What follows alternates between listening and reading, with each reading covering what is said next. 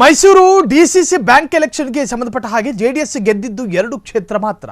ಹುಣಸೂರು ಸಹಕಾರ ಸಂಘಗಳ ಕ್ಷೇತ್ರದಿಂದ ಹರೀಶ್ ಗೌಡ ಆಯ್ಕೆಯಾಗಿದ್ದಾರೆ. ಮೈಸೂರು ಡಿಸಿಸಿ ಬ್ಯಾಂಕ್ ಎಲೆಕ್ಷನ್ಗೆ ಸಂಬಂಧಪಟ್ಟ ಹಾಗೆ ಜೆಡಿಎಸ್ ಗೆದ್ದಿದ್ದು ಎಷ್ಟು ಅಂತ ಕೇಳಿದ್ರೆ 2 ಕ್ಷೇತ್ರ ಮಾತ್ರ.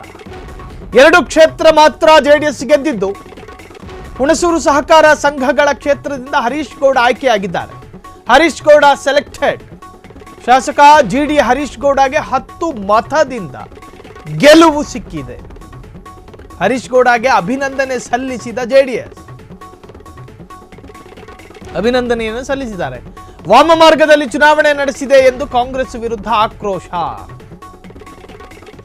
ಸಿಎಂ ಆದಿಯಾಗಿ ಇಡೀ ಕಾಂಗ್ರೆಸ್ ಸರ್ಕಾರ ಹಲವು ಆಮಿಷ ಒಡ್ಡಿತ್ತು. ಹರೀಶ್ ಗೌಡರನ್ನ ಸೋಲಿಸಲು ಶತಪ್ರಯತ್ನ ಪಟ್ಟಿತ್ತು. ಆದರೆ ಕಾಂಗ್ರೆಸ್ಸಿಗರ ಕುತಂತ್ರಕ್ಕೆ ಸೋಲಾಗಿದೆ. ಸಾಂಪ್ರದಾಯಿಕವಾಗಿ ಕೇಳ್ಕೊಂಡು ಬರ್ತಾ ಇರುವ ಆರೋಪಗಳಿವೆ. ಪ್ರಜ್ವಲ್ ರೇವಣ್ಣ ಅರೆಸ್ಟ್ ಆದ್ರೂ ಕೂಡ ವಾಮ ಮಾರ್ಗ. ಸೂರಜ್ ರೇವಣ್ಣನನ್ನ ಎಳಕೊಂಡೋದ್ರು ವಾಮ ಮಾರ್ಗ. ರೇವಣ್ಣರ ವಿರುದ್ಧ ಆರೋಪ ಕೇಳಬಂದಾಗ್ಲೂ ಕೂಡ ಕಾಂಗ್ರೆಸ್ಸಿನ ವಾಮ ಮಾರ್ಗ.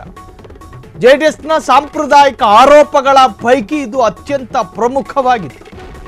ಜೆಡಿಎಸ್ ಗೆದ್ದಿದ್ದು 2 ಕ್ಷೇತ್ರಗಳು ಮಾತ್ರ. ಹುಣಸೂರು ಸಹಕಾರ ಬ್ಯಾಂಕ್ ಚುನಾವಣೆಗೆ ಸಂಬಂಧಪಟ್ಟ ಹಾಗೆ ಈ ಒಂದು ಚುನಾವಣೆ ಜೆಡಿಎಸ್ ಗೆದ್ದಿದ್ದು 2 ಕ್ಷೇತ್ರ ಮಾತ್ರ. ಹುಣಸೂರು ಸಹಕಾರ ಸಂಘಗಳ ಕ್ಷೇತ್ರದಿಂದ ಹರೀಶ್ ಗೌಡ ಆಯ್ಕೆಯಾಗಿದ್ದಾರೆ. ಶಾಸಕ ಜಿಡಿ ಹರೀಶ್ ಗೌಡಗೆ 10 ಮತದಿಂದ ಗೆಲುವು ಸಿಕ್ಕಿರುವಂತಹದ್ದು. ಹರೀಶ್ ಗೌಡಗೆ ಭರಪೂರ ಅಭಿನಂದನೆಗಳನ್ನು ಸಲ್ಲಿಸಲಾಯಿತು. ಜೆಡಿಎಸ್ ಕಾರ್ಯಕರ್ತರ ಹರ್ಷೋದ್ಗಾರ, ವಿಜಯ, ಸಂಭ್ರಮದ ಉನ್ಮಾದ ಎಲ್ಲವೂ ಕೂಡ ಗೆಲುವಿಗೆ ಆಶೀರ್ವದಿಸಿದಂಗೆ ಕಾಣ್ತಾ ಇದೆ, ಸ್ವಾಗತಿಸಿದ್ದಾರೆ. ವಾಮ ಮಾರ್ಗದಲ್ಲಿ ಚುನಾವಣೆ ನಡೆಸಿದೆ ಎಂದು ಕಾಂಗ್ರೆಸ್ಸಿಗರ ಆಕ್ರೋಶವೂ ಕೂಡ ಕಾಂಗ್ರೆಸ್ ವಿರುದ್ಧ ಆಕ್ರೋಶ ವ್ಯಕ್ತವಾಯಿತು. ಇನ್ನು ಸಿಎಂ ಆದಿಯಾಗಿ ಇಡೀ ಕಾಂಗ್ರೆಸ್ ಸರ್ಕಾರ ಹಲವು ಆಮಿಷ ಒಡ್ಡಿತ್ತು. ಹರೀಶ್ ಗೌಡರನ್ನ ಸೋಲಿಸೋದಕ್ಕೆ ಶತಪ್ರಯತ್ನವೂ ಕೂಡ ಪಟ್ಟಿದ್ರು. ಆದರೆ ಕಾಂಗ್ರೆಸ್ಸಿಗರ ಕುತಂತ್ರಕ್ಕೆ ಸೋಲಾಗಿದೆ.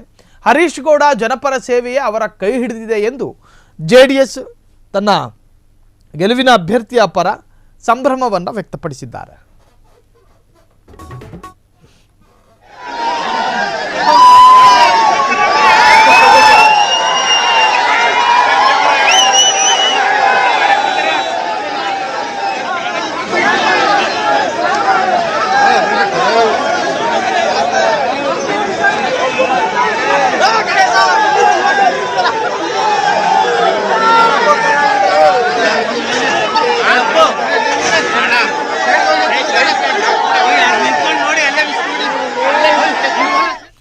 ಕ್ಷಣದ ಸುದ್ದಿಗಳಿಗಾಗಿ ಫ್ರೀಡಂ ಟಿವಿ ಸಬ್ಸ್ಕ್ರೈಬ್ ಮಾಡಿ, ಲೈಕ್ ಮಾಡಿ ಹಾಗೂ ಫಾಲೋ ಮಾಡಿ.